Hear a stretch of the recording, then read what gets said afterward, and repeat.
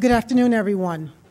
And I think you will find this session to be one fast-moving and certainly most enlightening. It is my pleasure to be able to be up here with these two young men as they share their stories this afternoon. And hopefully they'll be able to give you some information about how you can better service young people in the juvenile justice and child welfare system in either or both systems. I'm going to ask Jason first to come up and summarize his story. After Jason, LaQuinton will do the same, and then we'll move into some questions. Thank you, Vicki. Can everybody hear me okay? All right, good. All right, so I'm extremely excited to be here today, especially after that storm last night tried to kill us. I figured that if we can make it through that, then I better be on top of my game. It is my hope that by the end of this presentation that we have utilized our experiences to truly provide added value to you and your professions. In my life, I've always tried to learn something new on a daily basis, and so I'd like to tell you my story from the perspective of 4 different schools. Because I have little time, I'm going to try to do my best to be brief. So first, a little background. My parents were both immigrants to this country. My dad came from China. My mom came from Malaysia. And my father had a very quick temper. And so as a result, when I was young, I was physically abused pretty heavily. I lived in Carroll, Iowa at the time, which is a very small town. Faced a little bit of racism as I was growing up and had very little friends. My father, he would get so angry at times that I remember in the most extreme case, he actually picked up a butcher knife and tried to kill me. By the age of 10, I had already attempted suicide 3 times. At the age of 11, my parents got divorced, and my mom moved me to Texas to begin a new life. It was here that I attended my first school, which is the School of Hard Knocks.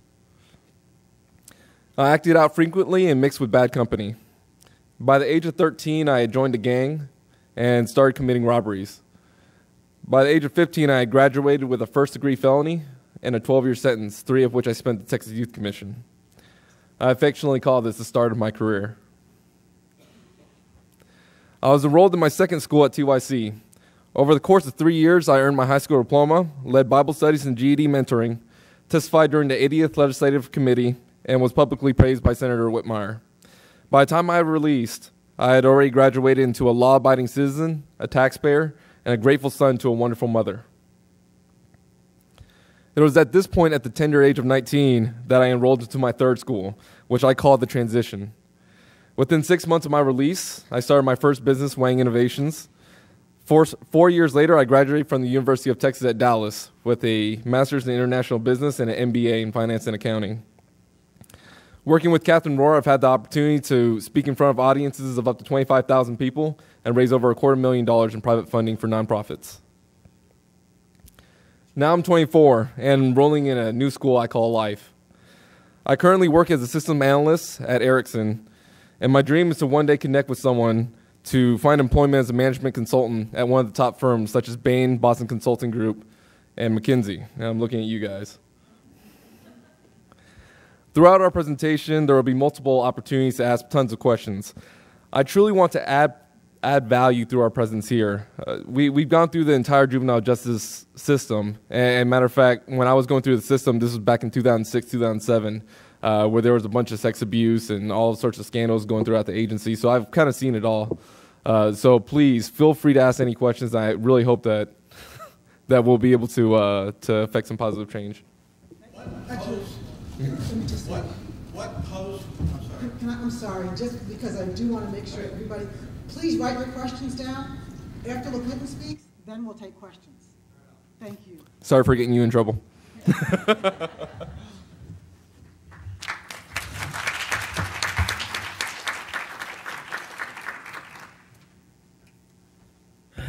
Oh boy. All right. First off, I guess I'll just start by introduction. LaQuinton Wagner. I'm listed as the individual who spent time in Child Protective Services. In all actuality, I spent time in both Child Protective Services and the juvenile justice system. At one point, they were simultaneous. Guess my summary will start with, how I entered care, when I entered care. I guess I'll avoid how because that's too long of a story. I entered care at age 1 for the first time. It was kind of on and off, age 1 to 5.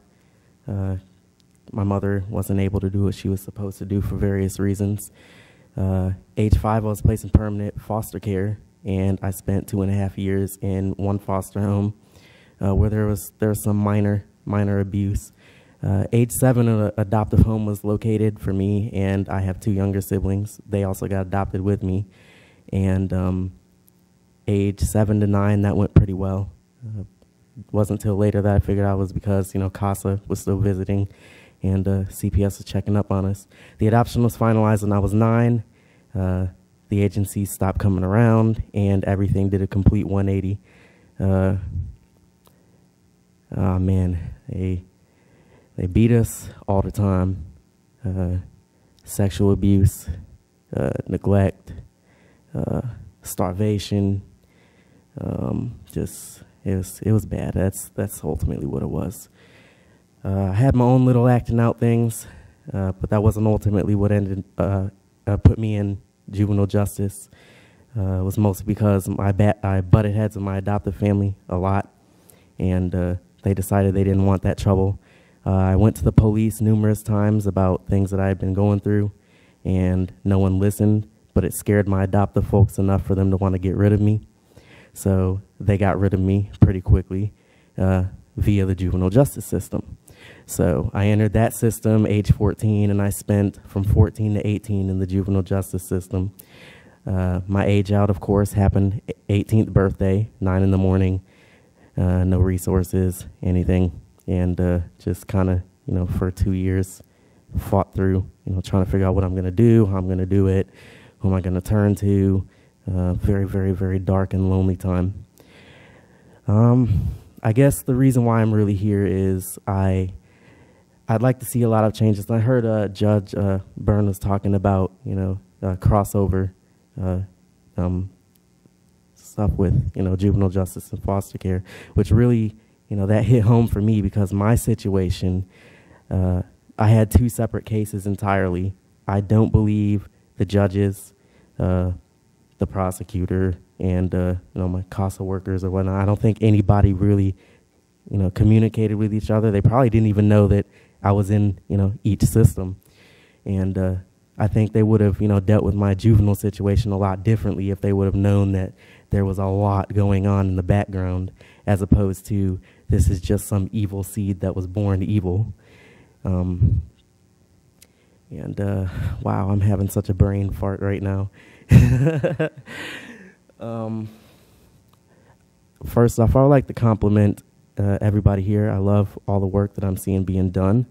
A lot of it from where I ended up at in Michigan, they're not doing a lot of this stuff, so it's kind of like, wow, a lot of the things that I've been wanting to see happen up there, I'm seeing them happen elsewhere, and I'm thinking, well, maybe that'll trickle over to other states.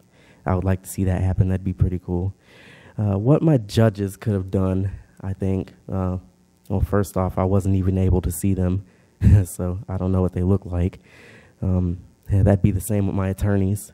I think I saw my juvenile attorney the first time I went to court, and the other times I was in a room separate from everything, and I saw his aide, and that was it. My CPS case, I was in a separate room, never ever saw anybody on that end. And, the kids are important. That's ultimately their life that they're living, and they should have everything to do with what's going on with their life. If you're just looking at a piece of paper or a caseload in front of you, you're not going to get to realize that, there's a living, breathing, feeling human being in front of you, who deserves, everything that you would probably want to give your own child. I think that about sums up what I want to say. So, yeah, thank you.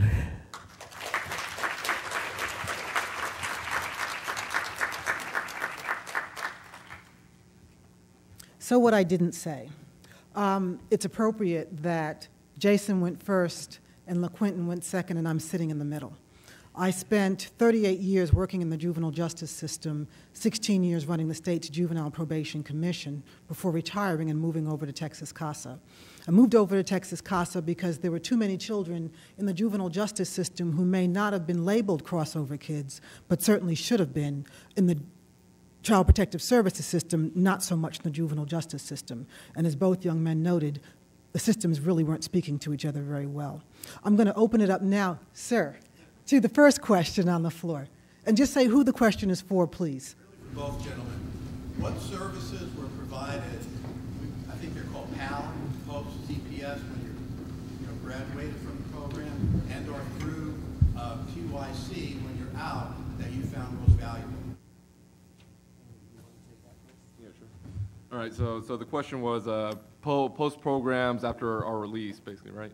All right, so with Texas Youth Commission at the time, in terms of transition out into the free, which is what we call as inmates, there weren't a whole lot of programs. The best thing that I had going for me was that I had a fantastic parole officer, Martha Henderson, who provided a lot of resources to me in terms of helping me fill out my application for school.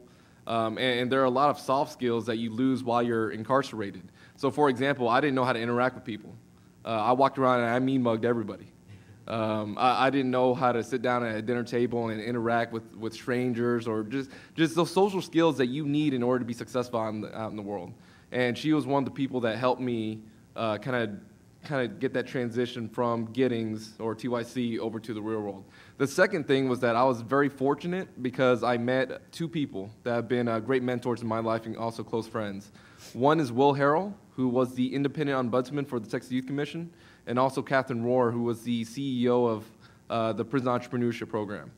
I worked for Will Harrell while I was incarcerated as a youth ombudsman, and I participated with Catherine Rohr's nonprofit program after I was released. So with Will Harrell, the first day I was released at 10:42 a.m., 32 seconds. And, and the first thing he did was he took me over to the Capitol, let me meet some senators and state legislators, and really kind of get the word out of what it's like to be in Texas Youth Commission and what innovative changes we can make in order to make the system better, coming from a youth perspective. The second thing was Catherine Rohr's PEP program. What that allowed was I was the first youth ever to be in that program. And what they do is they take the most violent offenders in the adult system, pair them with Fortune 500 executives to create their own businesses. And that's how I started my first business. At the age of 19, 6 months after release, I was making $45 an hour, which wasn't bad. So it's really through that program and also a lot of the support system, especially my mother. When I was locked up at Evans, it was a 14-hour drive away from Dallas. My mom would make that drive every 2 weeks, and this is while she was working a 12-hour night shift to come see me, and she's always been my rock. Oh, wow, resources. I guess I could sum this up by saying absolutely none whatsoever. That about sums it up. Like I said, aged out, nowhere to go. Nobody to turn to. I mean, there was literally absolutely nothing there. I think, even while I was locked up in juvie, there's this stigma, that these kids are, devil seeds and whatnot. And, with that emotional disconnect, there was also a complete physical disconnect from anything having to do with my life. So my life pretty much came to a complete standstill at 14 years old. Thank you. Yes, ma'am. Yes, ma'am. Yes, I guess this is for LaTrent. You obviously turned things around. Can you kind of let us know how you did that? Wow. I would say it came from a couple of people in my life who saw me for, the scared little boy that I was, and they did the best that they could, above and beyond their call of duty. I used to say a lot in my speeches, and I guess I should get back to saying that it really takes one person to change one of these kids' lives around. And I don't mean, just saying hi and hello, but going way above and beyond your call of duty and letting this kid know that they are worthy of the love, and adoration that every other kid is worthy of and gets. So that's where it came from. I had two specifically really, really stellar people, that, I credit them with having saved my life. And did they have an official role in your life, or were they just people you met? The last one, the second one, she was my teacher at the last facility I was in. And I mean, she was supposed to be the teacher, and I still speak with a lot of the youth that I was in that facility with, and all of us agree that that woman saved our lives. For instance, she showed us all where she lived. She was not supposed to do that. And we would run away from the facility to her house, and that was an automatic, like, violation of probation. You're going to get locked up in the little kids' prison, where then you will be transferred to the adult prison. Like, it meant that your life was over. And she never once called in on any of us. 35 years and still running at that place. And she's never had any of these so-called violent offenders ever attack her. Just her loving character. It changed a lot of lives, including mine. Thank you. Yes, ma'am. This is for Mr. Wagner. You said that your adoptive parents were abusive to you, right? Yes, they were. And when you ended up in the juvenile system, if I understand right, did you talk to anyone about what your adoptive parents were doing? Yeah, my first therapist after I left the household took about 6 months for me to warm up to her. But after that, I told her everything, and she was a newbie in the whole counseling. Your adoptive parents? They did. Not from my perspective. They kind of didn't really listen too terribly much to what I was saying on that, as far as prosecution and whatnot. I have an older adoptive sibling who said something, and for some reason, out of the 6 that tried to make reports and made complaints, they decided to listen to her. However, she got scared for her life and her newborn child's life, and she disappeared for about 10 years, just vanished off the face of the earth pretty much, and the case came to a standstill. So their parenting rights, their adoption rights, fostering rights, that's been terminated permanently. But as far as actual prosecution, nothing came from it. Yes, ma'am. Denise. Michigan or Texas? That was in Michigan. Like I said, I spent the first half of my life here in Texas before I got adopted to Michigan. Yes.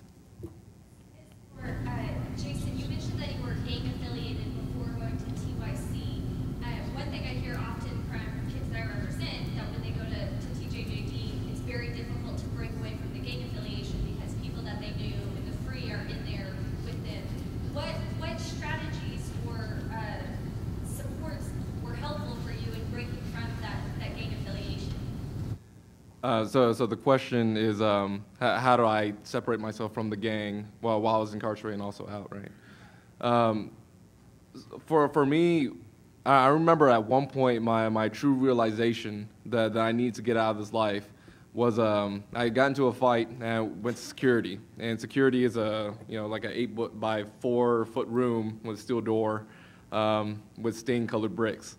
And I was sitting in there, and I was thinking to myself, at what point, like, how did I get myself to this point in my life? I had a loving mother, which I didn't realize at the time, but I had a loving mother, and she was my greatest support system, and also my grandmother was a fantastic support system. But I just clearly didn't want to listen, especially because my father maintained most of the discipline while I was living with him. And then when I moved away from him and didn't have to fear him beating me or trying to kill me, I guess I kind of let loose, right? So what I realized was that you are who your friends are. My friends at the time, they liked committing crime, and because of that, I became a person that liked committing crime. I didn't truly realize what my values were until my mother, whose constant connection with me, made me realize that, family is the people that are always going to stand by your side no matter what. And I used to get these huge packets of mail, and I used to think that they were from my homeboys and stuff. My mom was sending me math homework. And while I was there, she would come to visitation, and she would make sure I was doing math homework. But very little of my friends actually wrote me. And when I was released, the first thing they wanted to do was get me back initiated. But because I had gone through so much and seen so much from the other people within the facility themselves, seeing where their lives have headed, and how hard it was for them to change, and being in that same situation as them, I just made it up in my mind that I wasn't going to go back. Super. Well, I'll take that last question, then we're going to go into a video. Okay. Instead of a question, I'll say to the both of you that my heart goes out to you. I am, and I think that everyone else in here really cares for you and are very proud of you. And I cannot wait to see the both of you running for some type of public office. We'll be the president. I think that with your background and with your story that you have to tell, running for some type of state office where you can help change legislation. Because as an attorney, an ad litem, I really can't do anything. I'm going to follow the rules and I'm going to move forward. But I'm saying this to you for a reason. Thank you so much. Thank you. As we go into the video, let me note something that both these young men have in common. Since Jason's to my immediate right, I'll start with Jason. Jason was in TYC and coming out after the TYC scandal broke. LaQuinton didn't really talk about it in depth, but while he was with that family in Michigan, the father, who happened to golf on a regular basis with the sheriff, unbeknownst to him, prior to trying to file the allegations, the golfing buddies talk, he gets punished at home. The biggest crime is when the system that's supposed to protect children abuses children. That's the worst crime on the face of the planet. And so I would always say, when a young person says, this is what's going on, at least get the mechanics in place to look. Don't ever assume this person is so nice, I know they'll never do that, because you never really know what's going on. My Voice Matters is an interview with a series of foster youth, and I believe one of our speakers is the moderator of this video. So if you will, this is about a 10-minute video. If I turn that on. Hello, I'm LaQuinton Wagner. Today I'm doing videos for Texas Network of Youth Services. This video is featuring former and current foster youth. The video is about lawyers, what lawyers have done, haven't done, should do, shouldn't do. And today I'm here interviewing a few of my friends. Would you care to introduce yourself? Yeah, my name is Raina. I'm 17 years old. I've been in foster care for about 6 years now. This is Sarah. Sarah, would you mind telling us a little bit about yourself? Yeah, why not? I am 19. I currently live in apartments provided by like a CPS program in a place called the Settlement Home. And I've been in CPS care for about 6 or 7 years. My name is Tyler, 23 years old. Been in foster care for I entered foster care or CPS or whatever it is at 18 months. How would you say your life in care was? Was it stable enough for you? Do you feel like you had a say in what was going on? I don't feel like I had much of a say in what was going on in my life. Mostly being young and people not really caring to hear what I have to say. And just also having some bad caseworkers and bad attorneys that didn't really let me express what I wanted or what I needed. Well, I mean, to a certain point, you know, where I was living at, they definitely listened to me. They, they heard me, they tried to communicate, and they tried to make things work for me, but, my case was in San Antonio, so it's kind of harder for me to go to court, be in tune with, all that's happening with the case. I'd like to ask you about your lawyers. Do you feel like you had a voice with them? Did you ever get to see them? Nah, I don't remember any lawyers. I don't remember any lawyers. At all? Did you go to the courthouse? I remember going to the courthouse one time when I was about 11, and that was when my last name was getting changed. When I got adopted, and that was the only time I remember going to court. My lawyer, I don't think he's visited me maybe more than 4 times. Like up to face. He doesn't really know anything about me, and what he does is based on my parents, which is not always accurate. So really, you know, my parents are saying one thing to the court, you know, saying, oh, she's not, you know, she's not ready, she's not, you know, blah, blah, blah, whatever the excuse they came up with just to keep me secluded, you know, whereas my attorney, you know, he only saw me a little bit, so it was still, you know, I really couldn't do anything. I was moved to RTCs, hospitals, etc., without my say. So can you tell me about the best experience you had with a lawyer? A lawyer? Well, if you're asking in general, then yeah, because like I said, I didn't see any lawyers through my CPS case. I'm sure I had one, but I didn't see any. But I had a lawyer through the legal aid office, a really good guy. They provide legal aid services. They provide lawyers for CPS, people that feel like they need some backup. And so he was there with my outside a court-appointed lawyer, and I just felt safer with that lawyer there because he was outside that system, the city. He was more with me, it felt like. So, yeah. Well, I guess one of my attorneys that I consider she was like the best one. She definitely always represented me and did what I wanted or what I needed. She was always meeting with me constantly, consistently, and always made sure that I let her know my needs, and she kind of earned my trust so that I was able to share with her the true things that I needed. Whenever we went into court, she always had everything prepared. She always checked in a couple of times before we had court, and she never failed at representing me and what I wanted. Yeah, the only thing that stood out about my attorney was, you know, my transition from the group home to the apartments, and I was feeling kind of nervous, but I was definitely confident in myself. I could, you know, hold a job. I could, you know, hold a relationship, you know, and I had the mental skills, the social skills, you know, just to, you know, go out and see how I do. But, you know, my parents tried to fight that, you know, like, oh, she needs to be back in the, you know, group home, stay there, try to, you know, because they thought I wasn't ready. But my attorney was 100% behind me. He said, no, you know, she's old enough, you know, I think she can manage, you know, let her see, let her get on her feet. And that's exactly what I did, and still doing good. What would you say would be your worst experience or the worst thing about having your lawyer? The fact that in the beginning, throughout my whole time being in CPS, I didn't really see any lawyers. I didn't know that I had one. The worst experience I've ever had with my attorney or with an attorney has been us going into court.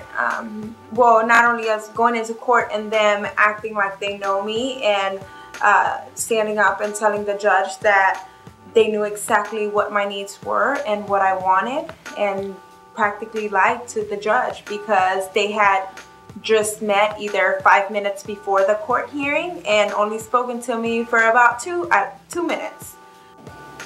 His absence.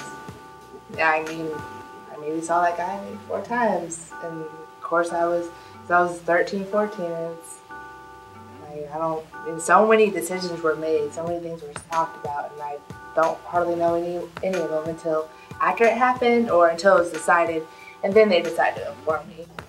When you were in the courtroom, were you able to speak with your judge? Yes, I was actually able to speak to my judge every single court hearing that I had. My judge was very open at letting me see them in their chambers. He was a great guy, you know, he was very interested, he was very proud of my, you know, progress, and he was just like anybody else. So if your judges or your attorneys were present before you right now, what would you want to say to them? There needs to be more communication. That's what it boils down to. There needs to be more involvement, you know, and that's what I felt they could have done, but they didn't do. I don't remember seeing any lawyer, and I didn't see any courtroom until about 11, so.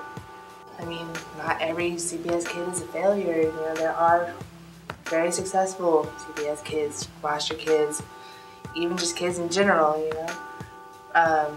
Just because the way we were raised or, you know, our past doesn't mean it dictates our future? Well, for the bad attorneys, I'd want them to know that they weren't very helpful at all, and that I truly do not appreciate them going up in court and acting as if they knew me.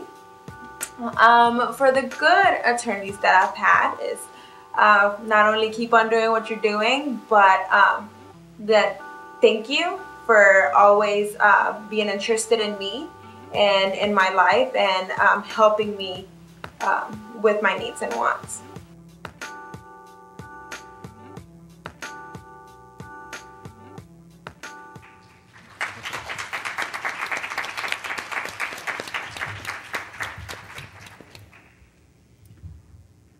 I'm going to ask, well, first off, I'd like to just acknowledge someone in the audience that you saw up on the film. So I'd like to just stand up and say hi.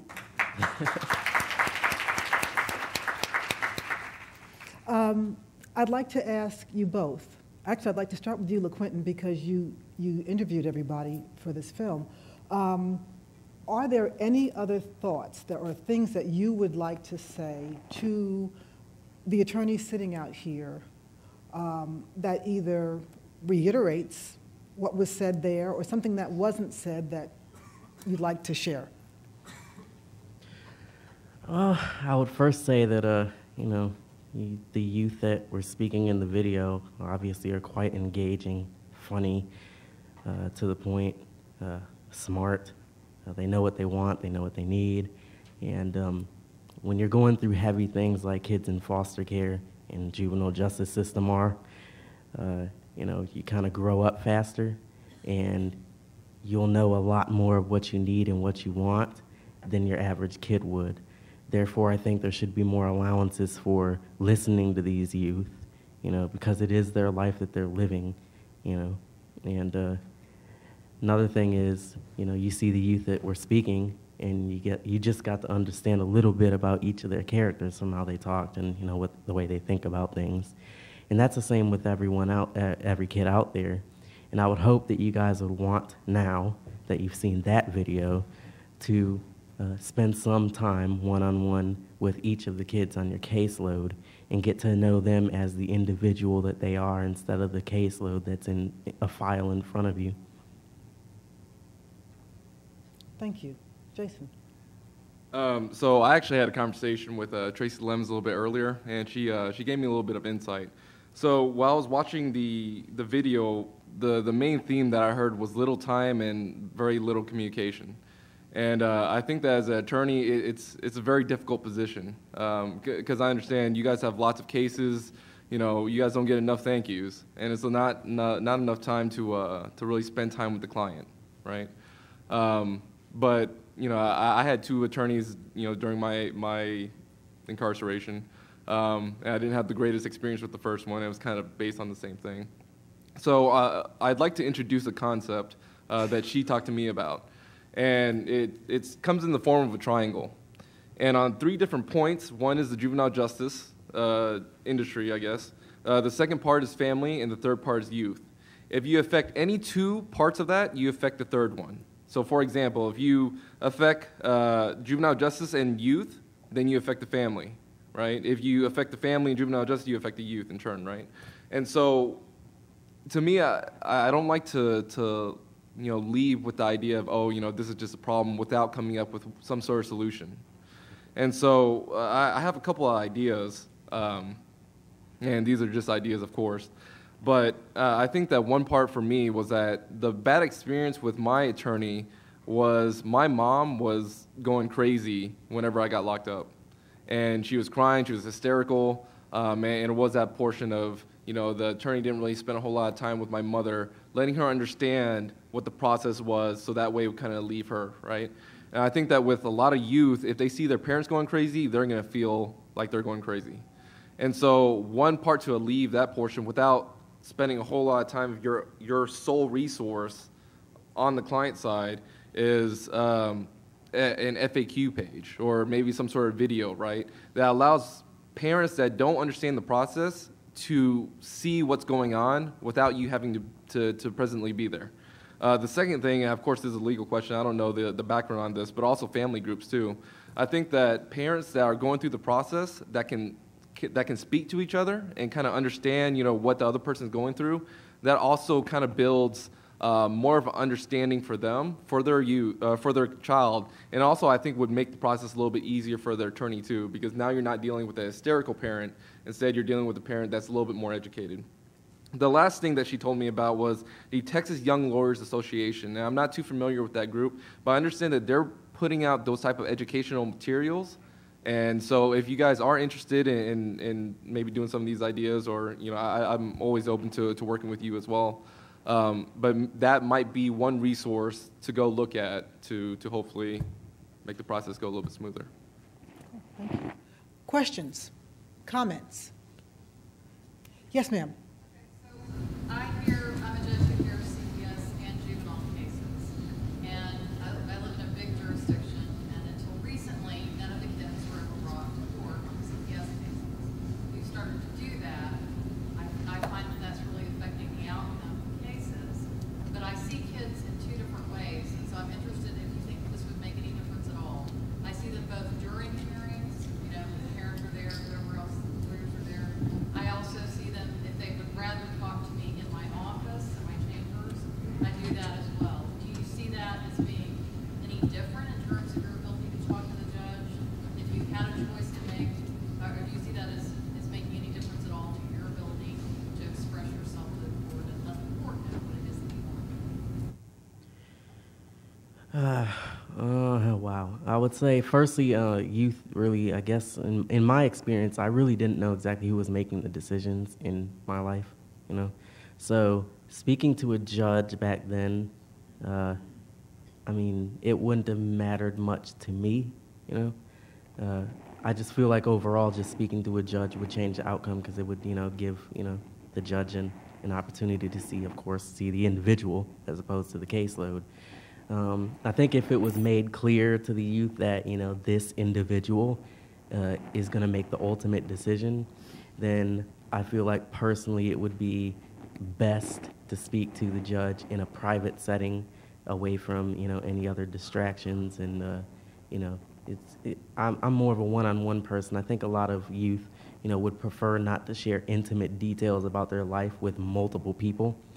You know, so I think it would be probably the best idea to pull them, you know, to the side and, you know, have a separate private conversation.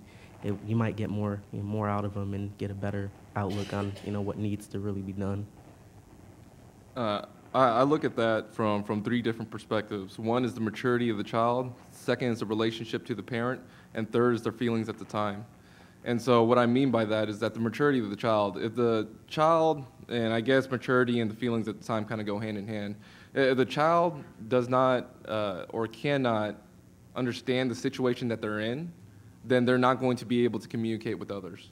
Or if they don't have somebody that they can trust that, you know, has that connection with the child, they're not going to communicate. And I remember when I was very young, at that time, I did not want to talk to anybody simply because I was scared. And I think that information is the key part to fighting fear. The second part is the relationship with the parent. If the parent turns out to be an abusive parent, then it's a horrible idea to take the parent with you to talk to the judge, because the kid's just going to sit there and just nod his head because the parent's going to keep him quiet. And then just as a higher level systems person, I would say that ditto the piece about the relationship. But even if the child is immature and doesn't understand the structure of the court, by explaining that and then bringing the child into chamber for a conversation and then doing it again and again, that's how the relationship is built. So I would always say, if there's the possibility for that opportunity, definitely. Trajectory of a lot of cases. So I really appreciate what you're saying, both in terms of criticizing and pointing out when things could be better, as well as your acknowledging where things work. It really does make it, it's my experience, it really does make a difference when kids come. Thank you. Yes, ma'am. I just want to make sure that you get her. Oh. Sorry. Well, I know that personally, how they were saying, a lot of the people are standing outside of the court, or they come into you, and sometimes you feel like you're alone. and you can't tell CASA this, or you can't tell your attorney this, and you can't tell this person, your caseworker, this or that. But for some reason, just as me as wanting to be independent, a lot of people haven't tried to hear me necessarily out, or some people are like, what's wrong? Just tell me what's wrong. But the foster parents that I was with kept on playing this card, well, if you want to be adopted, you got to act this way. And if you want to be fostered, you got to act this way. So what do I do whenever I show up in court? Because I've always advocated for myself. But whenever these people are telling me, oh, you have to be submissive, you have to be alone. No, it wasn't until I, myself, started thinking about the wedding that I was going to have and the person that I was going to marry. It wasn't until I started starving myself and making sure that I looked perfect, exactly how they wanted me. And it's scary because you think you don't have anybody out there. And your parents, your adoptive parents are telling you that y'all are all wrong, that the judge is wrong, that the cost is wrong, that CPS is wrong. So it's that fear inside of us that makes us not want to come out and speak out, because we really know what goes on behind the scenes everywhere. So it's just definitely understanding the child and everybody communicating. If it hadn't been for me that everybody really did communicate and no one gave up on me, that was my lifesaver. If no one had communicated, because in the past it had been that no one would communicate. So I'd go and I'd play this person and I'd play that person, but it's communication. It's everybody knowing what needs to happen. Thank you. Any other question?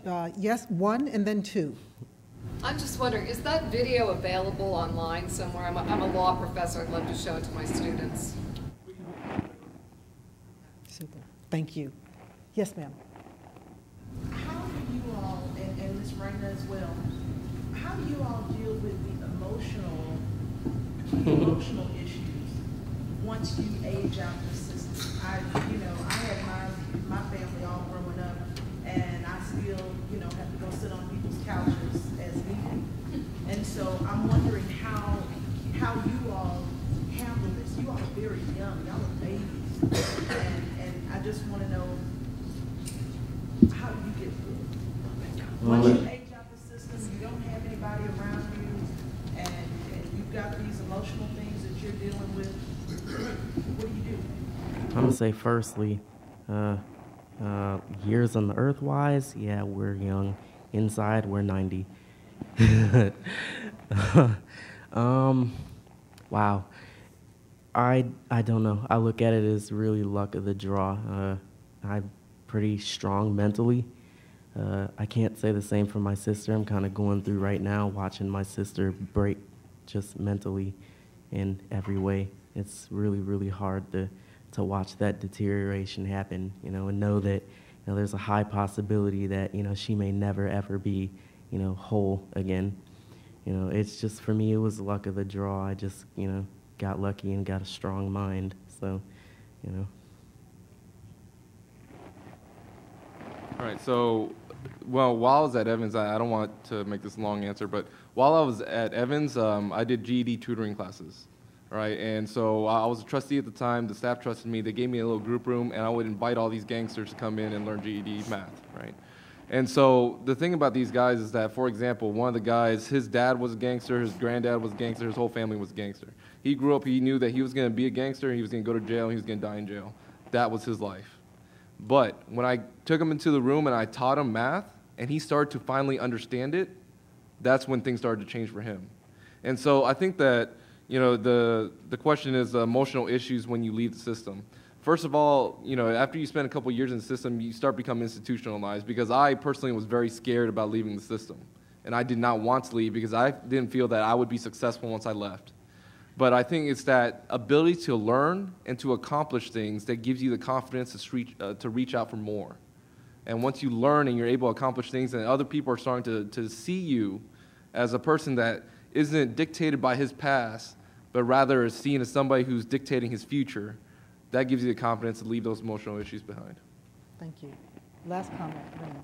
For me, it's definitely been just thinking about all of my brothers and sisters in foster care, and knowing that the people that I have been locked up with, that all of them, some may be too scared or not not confident enough to really speak out about what they need and want, and I want to make that possible for them. Our time is up. Please join me in thanking these young people.